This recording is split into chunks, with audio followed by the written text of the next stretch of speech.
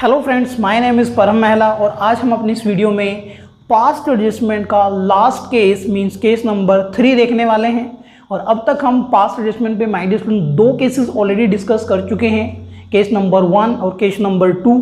अगर आपने case number 1 और केस नंबर 2 की वीडियोज़ नहीं देखी हैं तो डिस्क्रिप्शन में उनका लिंक आपको मिल जाएगा, वहाँ जा कर के आप वीडियो देख सकते हैं। तो दोस्तों आज जो हम केस करने वाले हैं वो है आपका केस नंबर 3, जिसको हम 2 पार्ट में डिवाइड करने वाले हैं।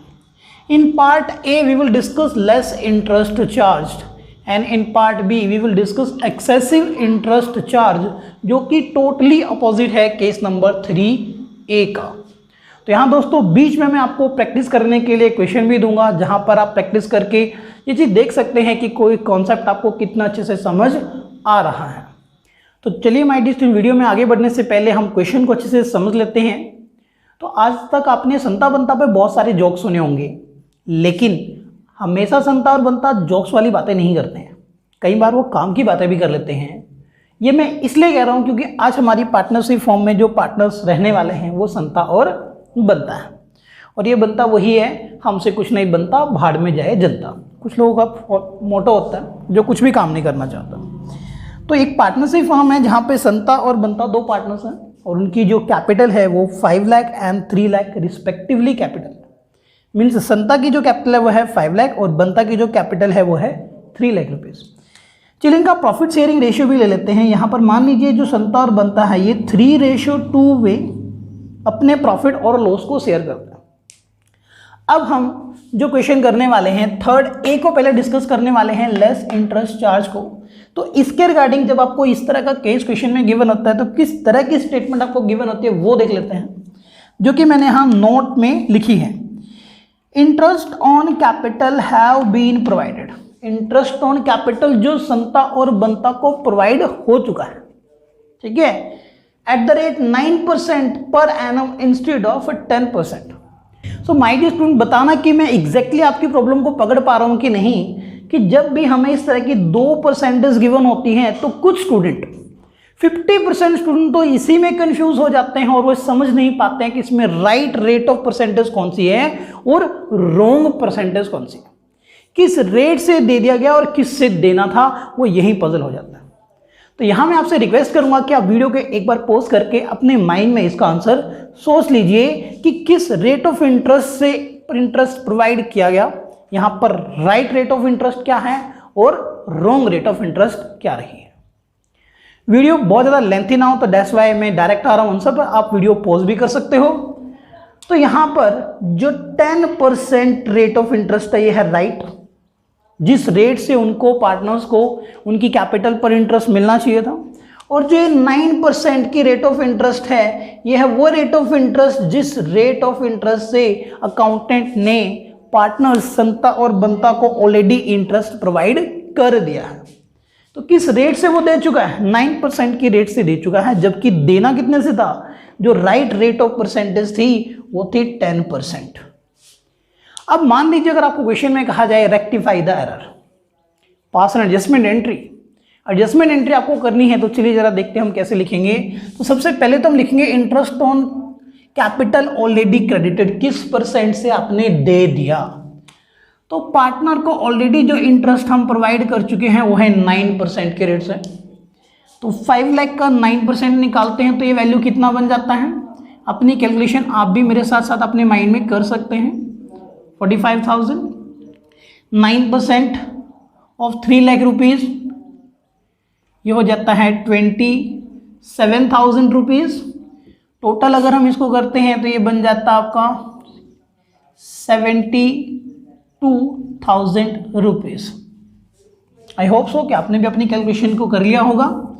फिर हम यहाँ पे सेकेंड लाइन में माय डियर स्टूडेंट लिखेंगे कि इंटरेस्ट जिस रेट से इनको दिया जाना चाहिए था, means interest on capital should have been provided, जो इनको मिलना चाहिए था।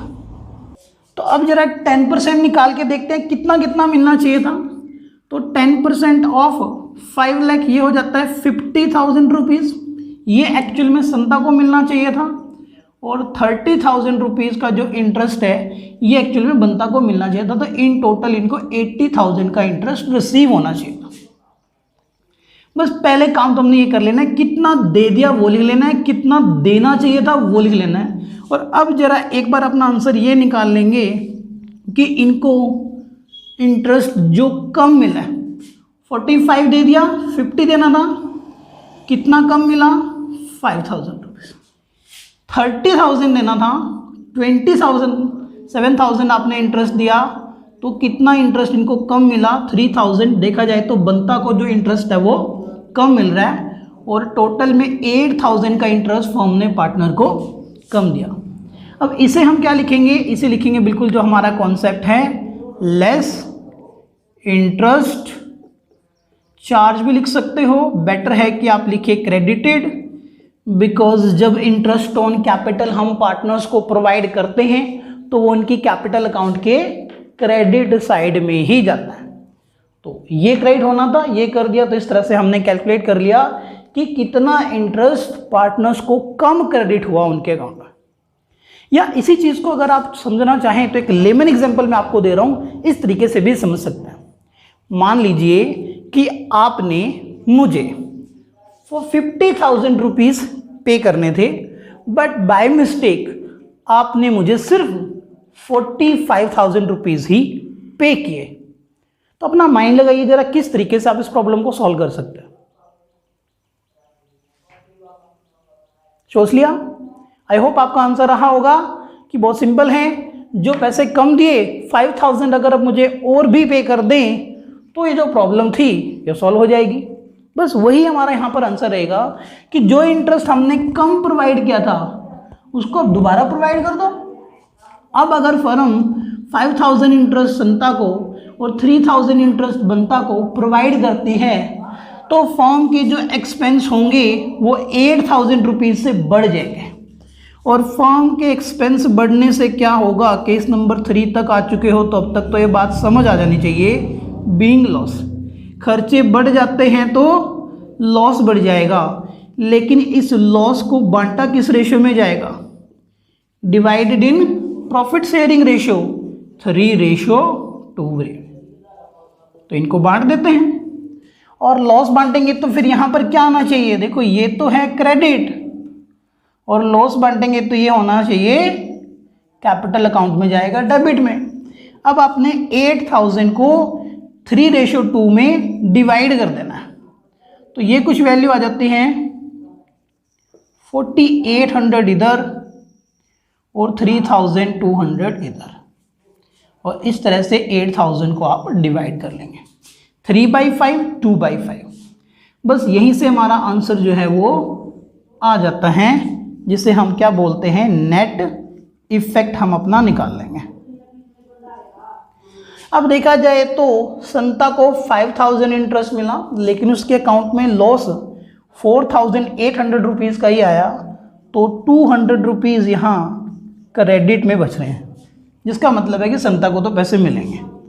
अब देखा जाए तो बनता को जो इंटरेस्ट मिला था वो तो 3000 का था, लेकिन इसके अकाउंट में जो लॉस आया वो 3200 रुपीज़ का था, तो 200 रुपीज़ लॉस इसके अकाउंट में ज़्यादा आ रहा है, विच मीन्स डेबिट।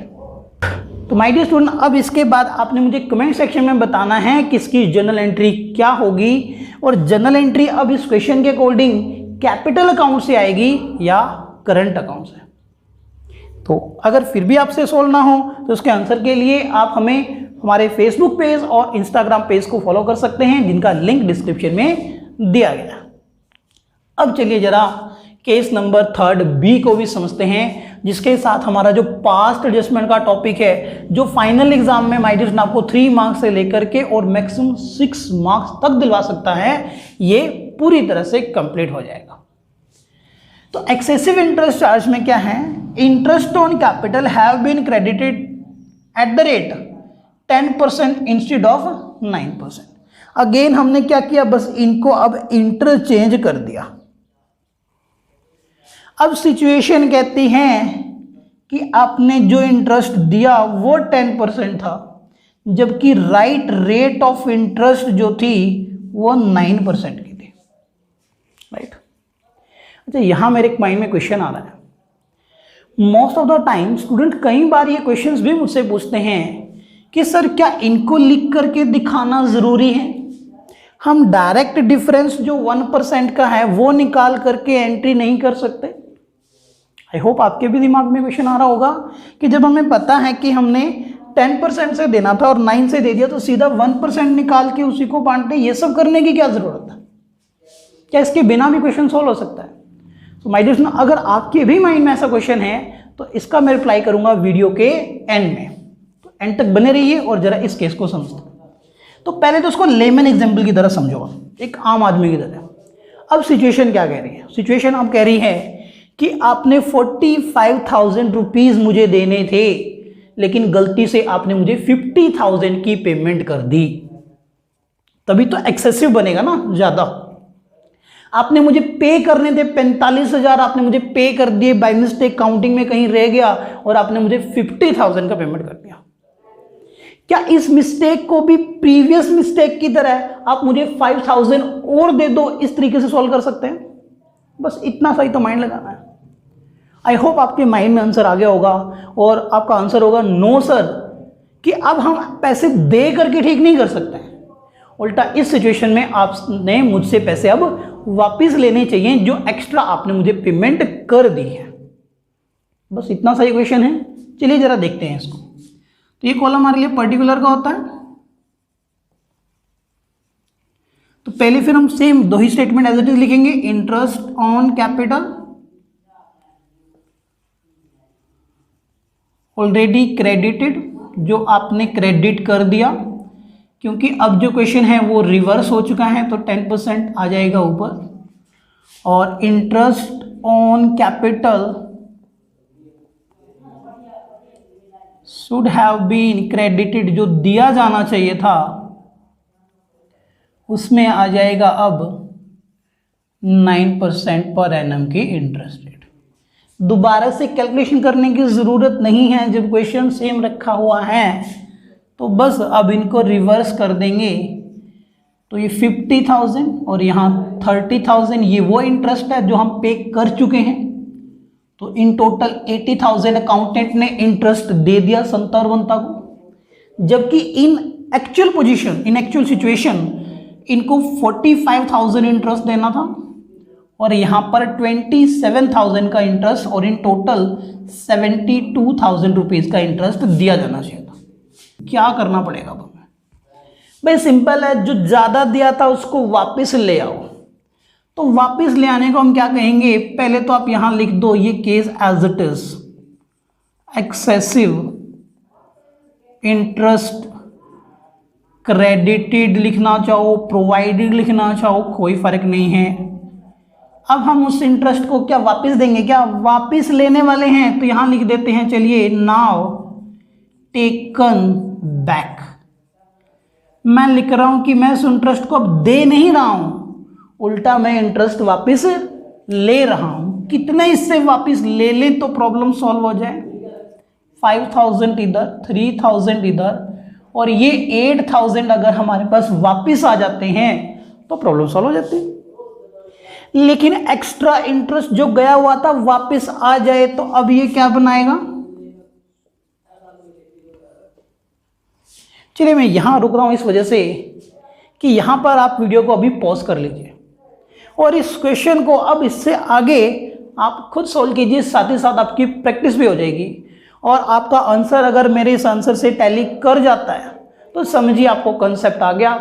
और अगर कॉन्सेप्ट आपको समझ आ जाए तो लाइक का बटन दबाए बिना बिल्कुल मत जाना।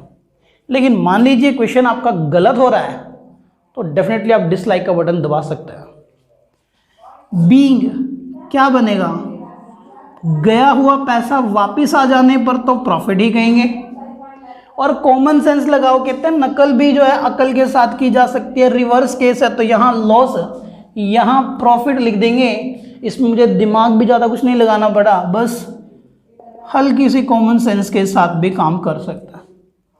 तो 8,000 का ये आ गया। डिवाइडेड किस रेशियो में करोगे? इन जो इनका प्रॉफिट शेयरिंग रेशियो है 3:2। दोबारा से कैलकुलेशन करूंगा। So my dear student, hard work is not the only key of success. Hard work सिर्फ एकमात्र तरीका नहीं है। Sometime we can do a task by doing smart work. तो यहीं से देख के कर सकते हैं, ज़रूरी नहीं है हम वहाँ पर हार्ड वर्क करें और अलग से दिमाग लगाएं, फिर से कैलकुलेटर सॉल्व करें 3/2 2/5 करने की ज़रूरत ही नहीं है, पहले से निकाल रखा है, सीधा उठा करके लिख देते हैं 4800। तो मैं यहाँ पर कर रहा हूँ स्मार्ट वर्क, आप अगर हार्ड वर्क करना चाहो तो ज़रूर करो, हार्ड वर्क भी अच्छी बात होता है। अब प्रॉफिट डिस्ट्रीब्यूशन की बात हो रही है, तो ये जो प्रॉफिट हम डिस्ट्रीब्यूट करेंगे तो कहाँ जाएगा, क्रेडिट में।